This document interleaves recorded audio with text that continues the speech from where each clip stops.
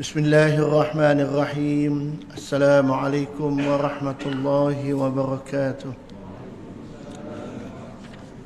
الحمد لله نحمده ونستعينه ونستغفره ونعوذ بالله من شرور أنفسنا ومن سيئات أعمالنا. من يهده الله فلا مضل له ومن يضلل فلا هادي له. والصلاة والسلام على أشرف الأنبياء والمرسلين وعلى آله وصحبه أجمعين.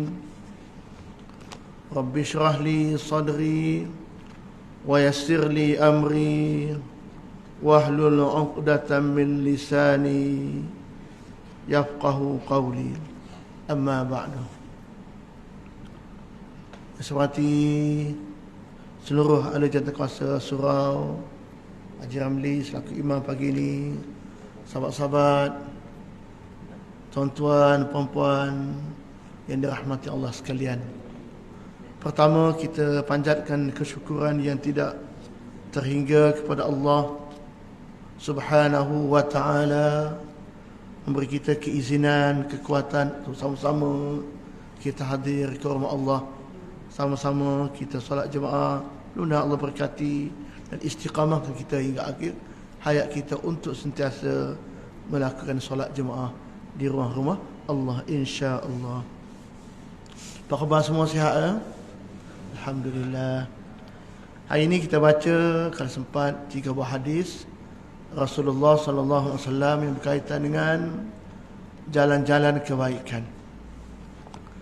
An Abi Hurairah radhiyallahu anhu anna Rasulullah sallallahu alaihi wasallam qala ala adullukum ala ma yamhu Allah bihi al-khataya wa yarfa'u bihi ad-darajat qalu bala ya Rasulullah qala isbaghul wudu'i ala al-makarih wa kathratul khuta ila al-masajid wa intidharu as-salah ba'da salah fadzalikumur ribat. Rawahu Muslim. Daripada Abu Hurairah radhiyallahu anhu, beliau berkata, sabda Rasulullah sallallahu alaihi wasallam, mahukah kamu aku tunjukkan perkara yang Allah padamkan kesalahan dan mengangkat darjat dengannya? Nabi tanya para sahabat, mahukah aku tunjukkan, bolehkah aku tunjuk kepada kamu satu amalan di mana dengan amal ini Allah padam kesalahan kita, Allah angkat darjat kita? Jawab sahabat, bala ya Rasulullah, sudah pasti, sudah tentu wahai Rasulullah. Qala, sabda Nabi, pertama amalan tersebut isbaghul wudu' alal makarih, menyempurnakan wudu ketika susah. Susah ni menurut para ulama ialah contohnya cuaca yang sangat sejuk. Negara yang 4 musim kan, sejuk sangat, nak ambil wudu itu suatu cabaran. Ataupun waktu sakit, sakit uzur, nak ambil wudu pun satu cabaran. Maknanya sempurna wudu ketika susah. Yang kedua, wa kasratul khuta ila al-masajid, banyak melangkah ke masjid. Banyak melangkah ini dengan makna satu, kerana masjid itu jauh, langkahnya banyak bilangannya. Ataupun dengan makna kedua, menurut para ulama, seringkali ke masjid, mana selalu pergi masjid. Juga dengan makna banyak langkah. Dua makna lah. Satu dengan makna mungkin jauh kedudukannya, yang kedua dengan makna mungkin acak kali pergi masjid. Yang ketiga, wa intidharu salati ba'da salah, menanti waktu salat seterusnya selepas salat. Fadzalikumur ribat. Demikian itu dikatakan ar-ribat. Ar-ribat artinya antaranya ialah usaha yang kita lakukan untuk mengawal nafsu kita agar kita taat kepada Allah Subhanahu wa taala. Hadis riwayat Imam Muslim. Kita tengok huraiannya.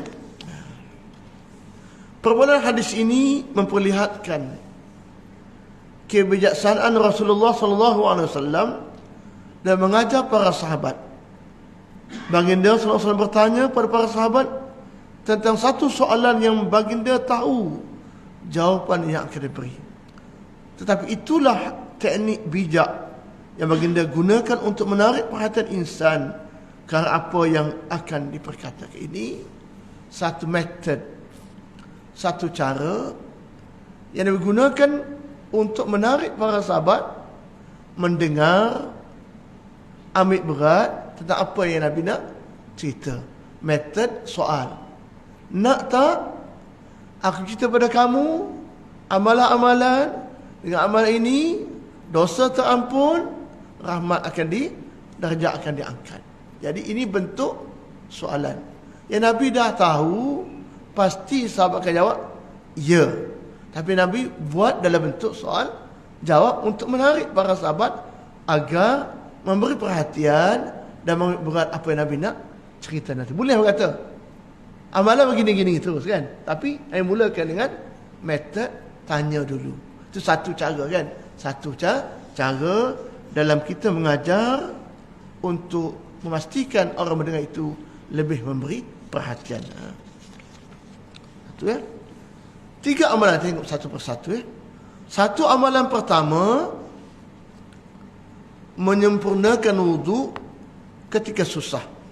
Bermaksud mengambil wudu dengan lengkap ketika musim sejuk atau ketika sakit, kan? Atau ketika sukar. Wudu yang sempurna, selesaikan yang wajib, yang fardu, buat juga yang sunat-sunat, kan? Kalau yang fardu tak banyak kan, nak campur sunat banyaklah kan. Artinya tambah lagi masih sejuk, nak basuh 3 kali, sejuk kan, sejuk sungguh kan. Kalau bersama-sama yang masuk ke negara sejuk itu sejuk sungguh lah. Tambah-tambah waktu subuh kan, bukan senang kan. Nak buang air pun rasa malah sebab sedang nak kena buka macam-macam kan, sebab berlapis-lapis pakai. Tapi kena ambil juga. Jadi boleh ambil waktu itu kekuatan kita.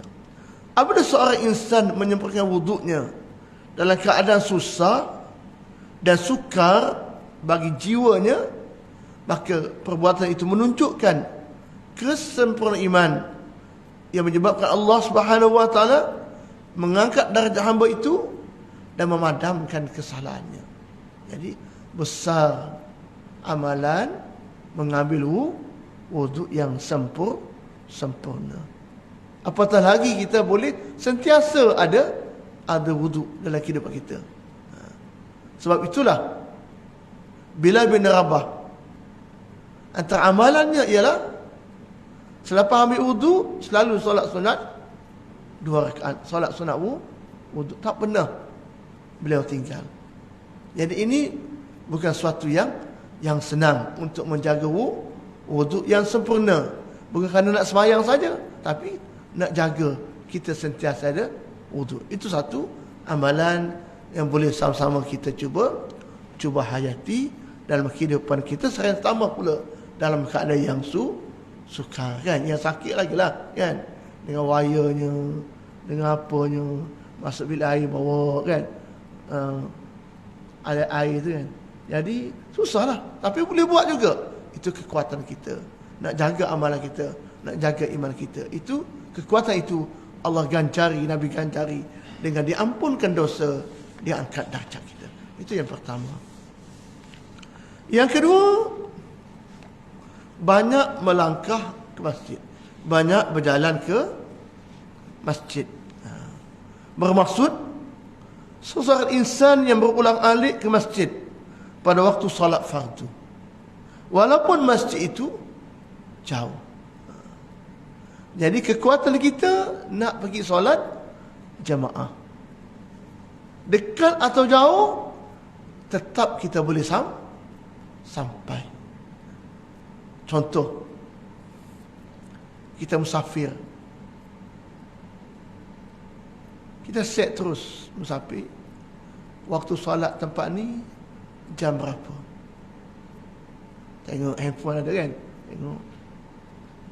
Hajat kita nak solat jemaah. Mungkin satu, kalau kita cari hotel-hotel yang kita rasa tahu lokasi masjid ni, dekat ke jauh, search dulu tengok. Kan? Mungkin dalam kadar kita boleh jalan kaki. Jalan kaki. Itu kekuatan kita yang boleh buat kan. Maknanya nak pastikan mana kita pergi, kita musafir, kita bergerak, kita cari rumah Allah dengan tujuan untuk solat fardu berjamaah. Ini suatu amalan yang boleh kita ikhtiarkan. InsyaAllah kita hidup kita akan terjaga kalau jaga waktu solat. Kita rasa lega. Lega bila solat jemaah, maknanya solat kita pada awal waktu. Yang kedua, bila solat jemaah, solat kita kebanyakannya di rumah-rumah Allah, di masjid, di surau, di madrasah, di madrasah. Artinya tempat yang banyak fadilatnya. Itu penting kan? Maknanya kita boleh ikhtiarkan kalau kita ada kehendak, ada keinginan kan? Senang kan? Tengok handphone, bila waktu solat, mana masjid, cari kan. Kalau tahu kita cuba ikhtiar, survey dulu pagi esok lepas subuh, atau sampai ke hotel, tanya dulu mana masjidnya, kat resepsionis. Subuh esok niat nak pergi, dia tunjuk arah ke mana. Bangun subuh esok, jalan kaki. Seronok kan? Seronok Jadi itu suatu kegembiraan kita. Kenapa? Nak dekatkan diri dengan Allah Subhanahu wa taala. Sesungguhnya semakin jauh masjid dari rumah, semakin bertambah pahala kebaikan bagi insan yang berulang alik itu. Pernah seorang sahabat minta izin dengan Nabi nak pindah rumah dekat dengan masjid supaya boleh istiqamah salat jemaah. Nabi kata, kekal rumah kamu sekarang. Lagi jauh kamu duduk, lagi banyak langkah, lagi banyak pahalanya yang kamu dapat. Jadi yang penting kekuatan kita untuk sampai ke rumah Allah. Ya, jadi itulah pentingnya. Sesungguhnya seorang insan yang menyempurnakan wuduknya di rumah, ambil wuduk kat rumah dulu, yang telah kita bincang hadis sebelum ini, kemudian keluar ke masjid, tiada niat selain mahu menunaikan solat, maka tiadalah dia melangkah dengan satu langkah kecuali Allah Subhanahu wa taala mengangkat darjatnya dengan langkah itu dan memadamkan kesalahannya. Itu jadi antara fadilatnya, eloknya kita ambil wuduk di rumah. Siap-siap kan? Tempat kita tinggal. Hadis yang disebutkan, an Abi Hurairah radhiyallahu anhu qala Rasulullah sallallahu alaihi wasallam, salatul rajuli fil jama'ati tudha'afu ala salati fi baiti wa fi suqihi 25 ضعفا وذلك أنه إذا توضأ فأحسن الوضوء ثم خرج إلى المسجد لا يخرجه إلا الصلاة لم يخطو خطوة إلا رفعت له بها درجة وحط عنه بها خطيئة فإذا صلى لم تزل الملائكة تصلي عليه ما دام في مصلاه اللهم صل عليه اللهم ارحمه ولا يزال أحدكم في صلاة من انتظر الصلاة رواه البخاري ومسلم. Ini adalah membukukuhkan hadis ini. Dari Abu Hurairah radhiyallahu anhu berkata, Nabi SAW bersabda, solat seorang lelaki berjamaah di masjid digandakan sehingga 25 kali ganda berbanding solatnya di rumah. Ini hadis ini kata 25. Ada yang kata 27 pahalanya. Atau di kedainya. Yang demikian itu bagi siapa apabila dia berwuduk, wuduk dulu di tempat dia tinggal, dia menyempurnakan wuduknya, habis wuduk di rumah ke, di hotel ke, di bilik ke. Kemudian apabila dia keluar ke masjid, maka tujuannya hanya ke masjid semata-mata. Tidaklah dia melangkah, kecuali setiap langkahnya itu mengangkat darjat setingkat lebih atas dan menghapuskan kesalahannya. Mana ambil wuduk di rumah, jalan atau bergerak ke rumah Allah, langkah kita itu diampun dosa kita, diangkat darjat kita. Apabila dia mula bersolat sampai ke rumah Allah, para malaikat akan terus menerus mendoakannya selagi dia berada di tempat solatnya. Malaikat doa untuk kita. Apa doanya? Ya Allah, selawat ke atasnya ya Allah, rahmatilah orang ini ya Allah. Sebab kita beramal dengan amalan tadi. Dan seseorang itu dikira masih bersolat sementara dia menunggu solat berikutnya. Duduk kita antara contohnya antara maghrib dan isyak.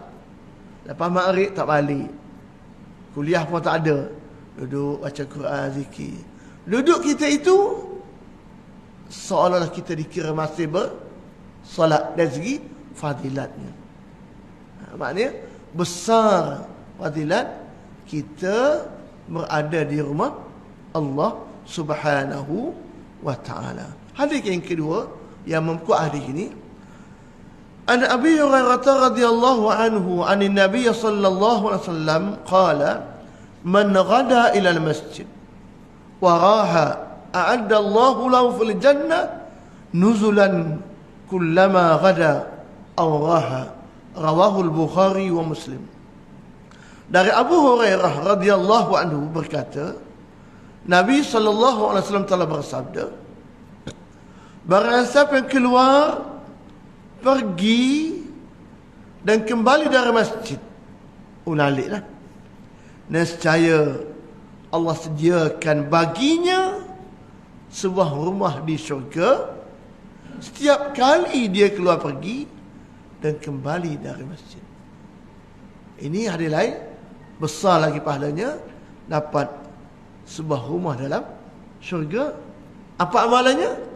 Ulang alik ke rumah Allah untuk salat jamaah.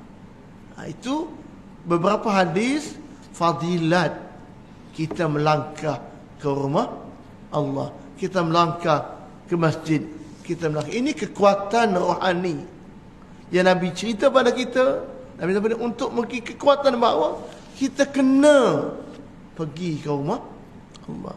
Kita kena usahakan diri untuk sampai ke rumah Allah Subhanahu wa ta'ala. InsyaAllah sama-sama kita ikhtiarkan. Itu. Dua, amalan ketiga, menanti-nanti kedatangan waktu salat selepas salat. Sama hadis dah bermaksud kesan rindu seseorang insan pada salat. Setiap kali dia habis solat, hati terpaut pada solat fardu seterusnya, sehingga menyebabkan ia ternanti-nanti. Walaupun dia berada di tengah-tengah ladang atau perniagaannya.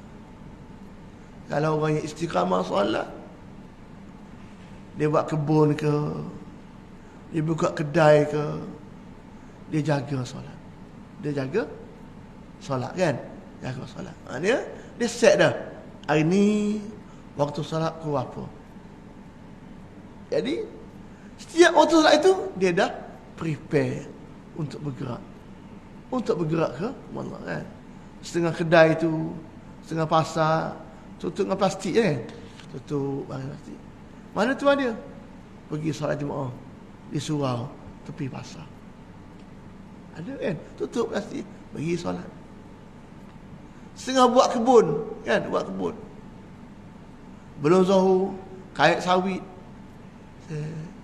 12.45 pukul 1 dia start berhenti dah. Balik. Kadang-kadang diganggu oleh syaitan kita kan. Sikit lagi, nak habis dah sikit lagi. Diganggu tak?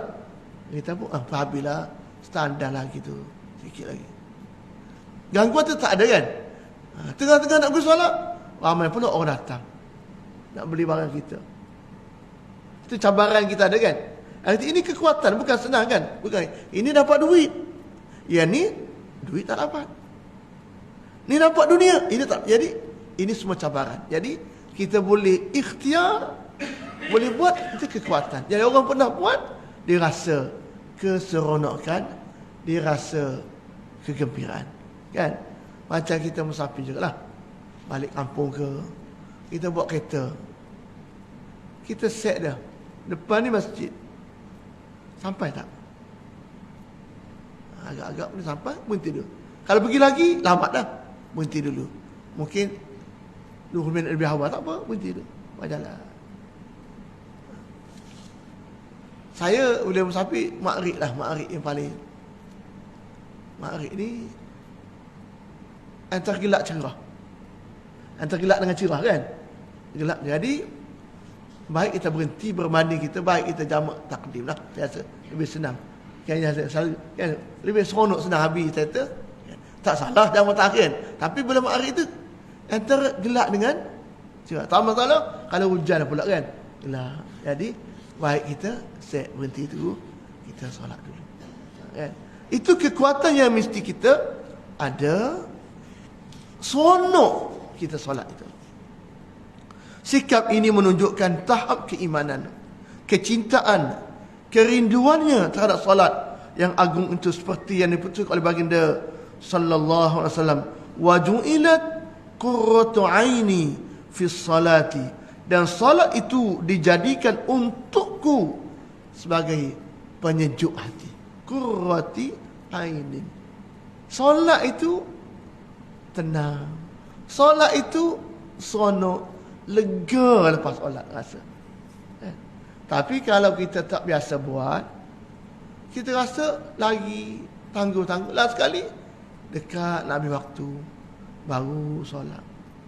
Rugilah. Dan solat seorang pula. Tak jemaah lagi. Lambat pula. Jadi budaya ini kita cuba ikhtiarkan dengan cara solat jamaah.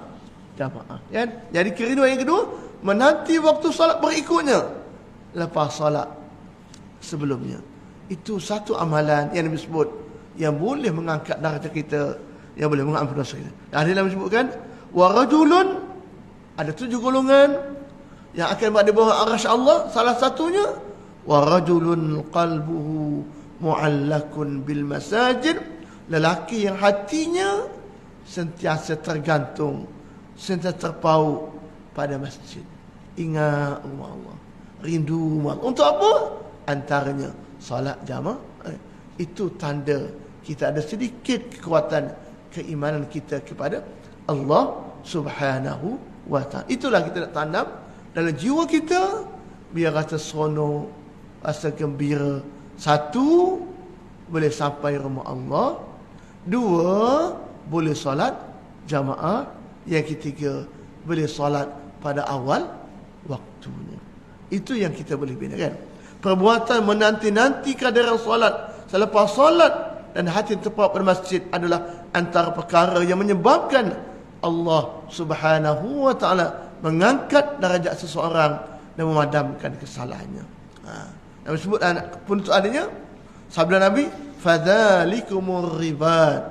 Jadi mungkin itulah ar-ribat. Ribat makna directnya adalah ikatan. Asal kata ar-ribat ialah berjihad menentang musuh dengan menyertai peperangan dan buat persediaan untuk berperang. Itu asal ribat, maknanya persiapan untuk pergi perang. Ini merupakan antara amalan yang paling baik. Ibadat yang disebut dalam hadis ini sentiasa berwudu, solat, tunggu solat berikutnya disamakan dengan jihad fi sabilillah, kerana ibadat tersebut terdapat jihad melawan hawa nafsu kita. Jadi nak lawan nafsu kita, sejuk, sakit, ambil wudu. Nak lawan nafsu kita, malas pergi masjid, boleh pergi. Nak lawan waktu kita, solat berikutnya, boleh tunggu solat berikutnya. Jadi ini semua perang melawan kehendak hawa nafsu kita, biar nafsu kita ikut keimanan kepada Allah Subhanahu wa taala. Jadi itu suatu gandingan disebut jihad melawan hawa. Sebab itu ar-riba. Walaupun riba itu dengan makna persiapan untuk menentang musuh dalam peperangan. Tapi ar-riba ini persiapan menentang kehendak nafsu kita yang tidak ingin untuk buat benda-benda yang disenaraikan tadi. Maka dia menampu menentang perkara yang lain. Ungkapan Rasulullah ini juga boleh dipahami bahawa ibadat-ibadat tersebut maupun ibadat yang mengekang seseorang dari melakukan maksiat. Maknanya dia tak buat benda tak elok, buat benda elok kerana itu adalah perintah daripada Allah Subhanahu wa taala. Itu 3 amalan yang disebut ar-riba, atau amalan yang boleh mengangkat darjat kita dan menghapuskan dosa kita. Jadi kesimpulannya, hadis ini satu, sempurnakan wudu walau dalam apa situasi sekalipun. Wudu yang sempurna. Yang kedua, jaga solat jemaah walau sibuk macam mana sekalipun dalam urusan kita. Yang ketiga ialah sentiasa ada ikatan untuk selalu solat berjamaah. Keinginan untuk jaga. Kalau selepas satu waktu rasa satu Allah terlepas ini kan lambat sikit, rasa menyesal. Itulah satu hadis yang kita boleh fahami pada hari. Hadis yang kedua, An Abi Hurairah radhiyallahu anhu anin Nabiy sallallahu alaihi wasallam qala inna ad-dina yusrun wa lan yushadda ad-dina ahadun illa ghalabahu fasaddidu wa qaribu wa abshiru wasta'inu bil ghadwati wal rawhati wa syai'in min ad-duljah, rawahu al-Bukhari. Daripada Abu Hurairah radhiyallahu anhu bahawa Nabi sallallahu alaihi wasallam bersabda, sesungguhnya ad-dinu yusrun, agama itu mudah. Tiada siapa yang menyusahkan diri dengan agama kecuali illa ghalabahu, akan kecundang. Maka tepatilah, hampirilah, berilah berita gembira dan mintalah pertolongan pada waktu pagi dan petang serta sedikit penghujung malam, yakni dini hari. Riwayat al-Bukhari. Dan riwayat Bukhari lain disebut hadis saddidu wa qaribu waqdu waruhu wa syai'un minad duljah al-qasdul qasdu tablughu. Tepatilah, hampirilah, berusahalah pada pagi hari dan petangnya serta sedikit pada penghujung malam. Bersederhana, bersederhana, kamu akan sampai. Ini hadis riwayat Bukhari. Hadis ini mengajar kita beberapa perkara. Satu, Islam agama yang mudah. Dalam surah Al-A'la, wa nuyassiruka lil yusra, kan? Ayat yang ke-8, kami tetap memberi kemudahan kepadamu untuk melaksanakan segala perkara agama yang mudah diterima oleh akal yang sihat. Jadi agama Islam ini agama yang mudah, bukan sesuatu yang beban. Iaitu dalam setiap urusan kamu, dan semua ibadat ini buat oleh Rasulullah SAW, Rasulullah setiap bersikap mudah dalam setiap urusannya. Tangannya, lidahnya, langkah kerjanya, tasawuf, semuanya mudah. Kalau perlu memilih antara dua perkara, bangil akan memilih yang paling mudah. Sebagaimana yang diriwayatkan oleh Aisyah radhiyallahu anha, beliau juga beriwayatkan berkata, Rasulullah SAW merupakan orang yang paling lembut, sentiasa melemparkan senyuman dan mudah ketawa ketika berada di rumah. Mana simple. Islam ni mudah, kan? Bukan menyusahkan kita. Kita apa bentuk kemudahan itu? Hadis-hadis tersebut baginda banyak menggalakkan sikap mudah, bertolak ansur, berlembut dalam mengendalikan pelbagai urusan. Antara riwayat Anas bin Malik, yassiru wala tu'assiru, permudahkanlah dan jangan menyusahkan. Jadi Islam ini mudah. Banyak yang mudah. Contohnya ada rukhsah, kelonggaran dalam kita beribadat kan. Musafir boleh jamak, himpun. Boleh qasar, pendekkan 4 jadi 2. Air tak ada, boleh tayamum kan. Bulan puasa, yang mengandung, yang sakit, yang uzur, tak mampu puasa, boleh tinggal tapi kena qada lepas bulan puasa. Ini semua adalah kemudahan. Jadi Islam itu mudah, senang, yang penting keinginan kita untuk melaksanakan. Jadi itu satu sifat agama Islam. Memudahkan orang bermusafir untuk mengerjakan solat 4 rakaat. Tayamum supaya ganti air ketiadaannya kerana susah untuk mendapatnya, atau faktor kesakitan tidak membolehkan pengguna air. Allah Ta'ala menjadikan fardhu haji hanya sekali seumur hidup, memberi kelonggaran untuk berbuka puasa bagi orang yang bermusafir, pesakit, perempuan hamil, orang tua, perempuan haid, nifas dan menyusukan. Antara kemudahan juga ialah keharusan menunaikan solat di mana tempat yang bersih. Sabda Nabi, ju'ilat li al-ardu masjidan wa tuhura, dijadikan untukku bumi ini sebagai tempat sujud dan suci. Boleh sembahyang di mana-mana asalkan suci dan bersih kan. Tak mesti pakai kain. Jauh budaya kita pakai, tak mesti pakai terkung kan. Itu adat kita. Jadi jangan kita pakai alasan kain tak ada lah kan, apa tak ada. Yang penting solat. Cukup syarat tutup aurat, solat. Jadi itu contoh mudahnya Islam ini. Satu. Yang kedua, hadis berkata bahaya kalau kita menyusahkan diri, iaitu Islam melarang kita daripada sengaja menyusahkan diri dan melampau dalam agama.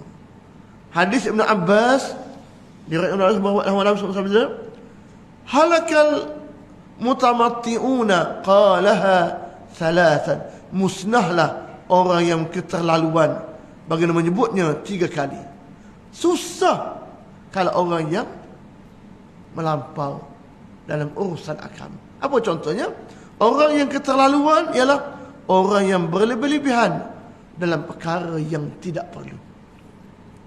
Ibnu Qayyim mengatakan bahawa ini contohnya orang yang zuhud dan banyak bersujud hingga meninggalkan kesan pada dahinya, iaitu Zu al-Khawairsyirah. At-Tirmidzi meriwayatkan oleh Abu Sa'id al-Khudri mengatakan, inna min di'i hadha qauman yaqra'una al-Quran la yujawizu hanajirahum yaqtuluna ahla al-Islam wa yad'una ahla al-awthan yamrukuna min al-Islam kama yamruku as-sahmu min ar-ramiyah la in adraktuhum la aqtulannahum qatla 'adin.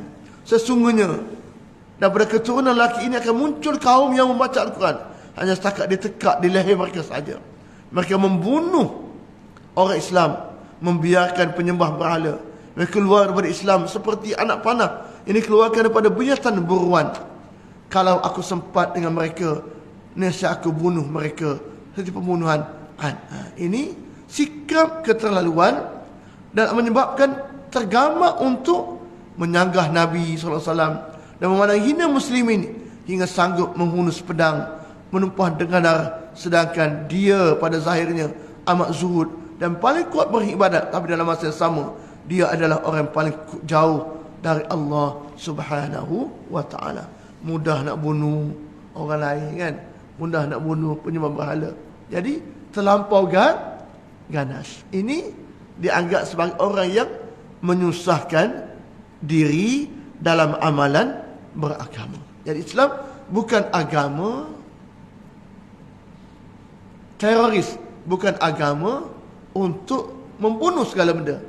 Ada tempatnya, ada caranya, ada keadaan satu Li ahlak bagaimana golongan pelaku dosa besar lebih hampir hatinya dengan Allah berbanding mereka itu. Golongan itu lebih mudah untuk mengikhlaskan diri, hati dan meninggalkan maksiat. Makna di sini bahawa jangan kita ghulu dalam beribadat, keterlaluan dalam beribadat. Pernah berlaku zaman Nabi. ditanya Nabi, boleh tak aku ni tak nak kahwin? Kan? Sebab nak buat ibadah. Nabi kata, aku Nabi, aku pun kahwin. Boleh tak aku tak nak tidur malam?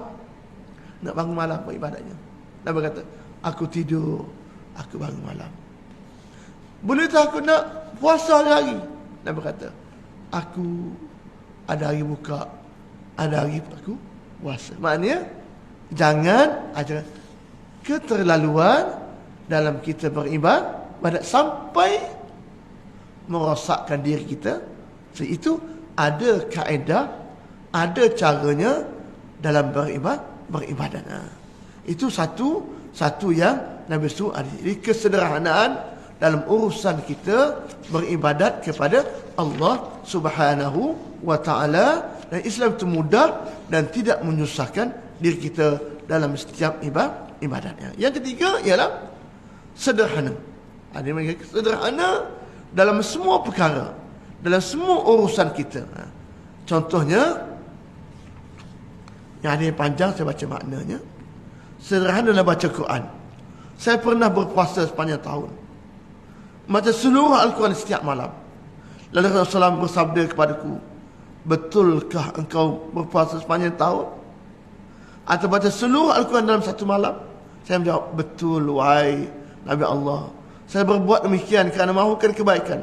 Baginda bersabda, berpuasalah seperti puasa Nabi Daud. Sesungguhnya dia adalah orang yang paling banyak beribadat. Saya berkata, wahai Nabi Allah, apakah puasa Nabi Daud? Nabi jawab, puasa sehari, buka sehari. Baginda bersabda lagi, bacalah seluruh Al-Quran dalam masa sebulan. Saya berkata, wahai Nabi Allah, saya mampu lebih dari itu. Nabi jawab, bacalah setiap 7 hari. Jangan tambah bacaan melebihi kadar itu.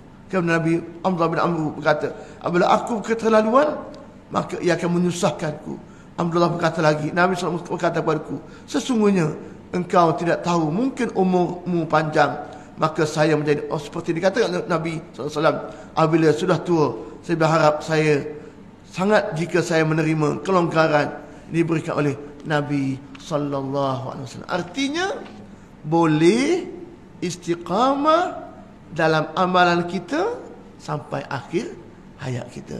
Kalau kita buat banyak, kan, tapi tak boleh istiqamah, baik sikit tapi istiqamah. Banyak tapi sekali-sekala, baik sikit berterusan sampai akhir hayat. Itu maknanya kesederhanaan dalam beribadat. Jangan kita melampau, takut itu sendiri menyusahkan kita dan kita pula tidak istiqamah. Contoh dalam konteks tadi, baca Al-Quranul Karim. Contoh ya. Yang kedua,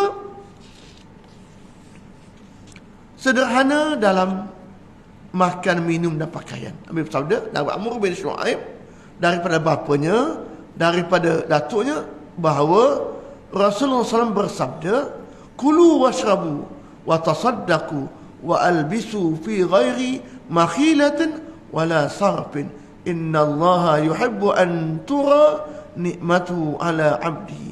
Makan dan minumlah, bersedekah dan pakailah tanpa berlebih-lebihan dan boros, sesungguhnya Allah suka nikmatnya ke atas hambanya diperlihatkan. Maknanya makan pun sederhana, minum pun sederhana, kan?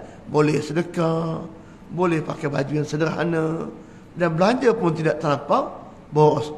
Allah suka benda-benda yang bersifat sederhana. Itu contoh bahawa Islam mengajar kita kesederhanaan dalam kehidupan kita, dalam peribadahan kita, dalam pergaulan kita. Ada banyak lagi contoh-contoh yang menunjukkan bahawa kita sepatutnya berbuat demikian. Kemudian dalam itu ada fasaddidu wa qaribu wa abshiru, maka tepatilah, hampirilah, berilah bertebing. Maknanya kita hendaklah berusaha bersungguh-sungguh untuk melaksanakan amal mengikut cara yang paling betul dan sah. Yang paling penting, ibadat kita satu, betul ikut syariat. Betul?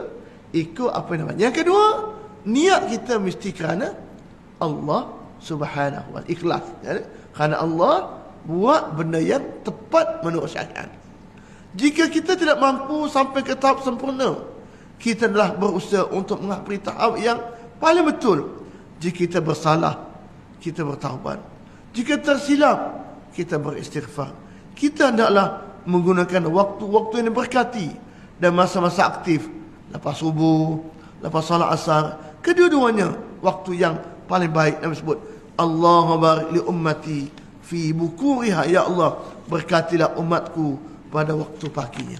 Jadi ini semua menunjukkan bahawa kita mesti berusaha untuk memastikan, satu, melaksanakan apa saja yang Nabi suruh, yang Islam suruh. Yang kedua, jangan sampai menyusahkan diri kita. Yang ketiga, buat secara sederhana dan boleh kekal istiqamah hingga ke akhir hayat kita dari setiap amalan yang kita lakukan. Jadi kemudian kita gunakan sikit waktu yang pada tengah malam, baginda tidak menyebut sepanjang malam.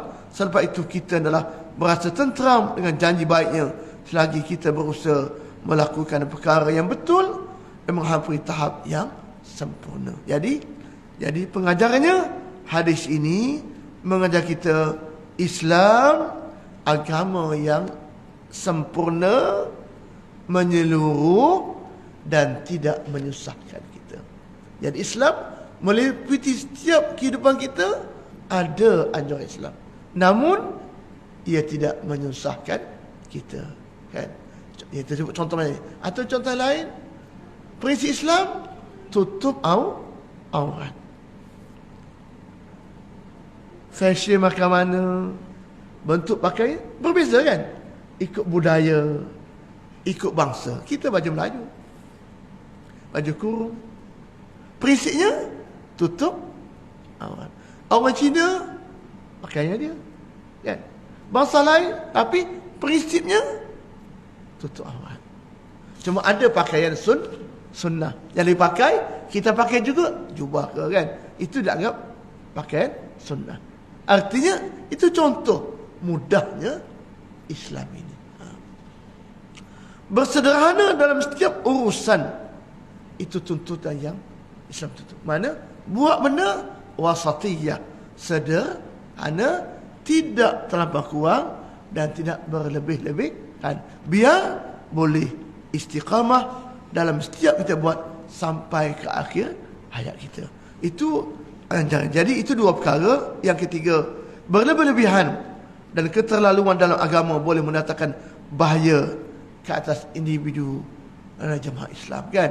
Kalau kita keterlaluan, orang tengok Islam ini ketakutan, gerun, kan? Kan? Gerun, kan? Jadi kegerunan itu dapat diperlihatkan dalam bentuk amalan-amalan yang kita laksanakan, menampakkan Islam ini agama yang memang sesuai dengan kehidupan setiap. La yukallifullahu nafsan illa wus'aha, kan? Allah tak taklifkan kecuali atas kemampuan yang ada pada diri kita. Itulah indahnya, itulah cantiknya Islam yang kita anut. Jadi hadis yang ketiga kita sambung bulan depan lah, tak sempat, kan? Tak boleh, insya-Allah. Jadi kita faham dua buah hadis mengajar kita dua perkara. Pertama, 3 amalan yang kita boleh mampu laksanakan, boleh mengangkat darjat kita, boleh mengampunkan dosa kita. Yang kedua, Islam mengajar kita, Islam ini agama yang mudah dan bersederhana dalam setiap urusan kita. Mudah-mudahan apa kita bincang ini ada manfaat untuk diri saya. Yang paling penting, saya dan kita mendapat sama-sama kita hayati dalam kehidupan kita seharian, dan kita doakan kita istiqamah melaksanakan amal ini hingga ke akhir hayat kita dengan penuh keikhlasan kita kepada Allah Subhanahu wa taala, insya-Allah. Yang baik daripada Allah, yang berada kelemahan saya sudah aqul qauli hadza wa astaghfirullah li wa lakum wa billahi taufiq wal hidayah. Wassalamu alaikum warahmatullahi wabarakatuh. Bismillahirrahmanirrahim. Alhamdulillahi rabbil alamin. Hamdan yuwafi ni'amahu wa yukafi'u mazidah. Ya Rabbana lakal hamdu kama yanbaghi li jalali wajhika wa 'azimi sultanik. Allahumma inna nas'aluka 'ilman nafi'a wa rizqan wasi'an wa 'amalan mutaqabbala. Allahumma ij'al jam'ana hadha jam'an marhuma wa tafarruqana min ba'dihi tafarruqan ma'suma. ربنا آتنا في الدنيا حسنة وفي الآخرة حسنة وقنا عذاب النار وصلى الله على سيدنا محمد وعلى آله وصحبه وبارك وسلم والحمد لله رب العالمين. سبحانك اللهم وبحمدك أشهد أن لا إله إلا أنت أستغفرك وأتوب إليك والله أعلم بالصواب.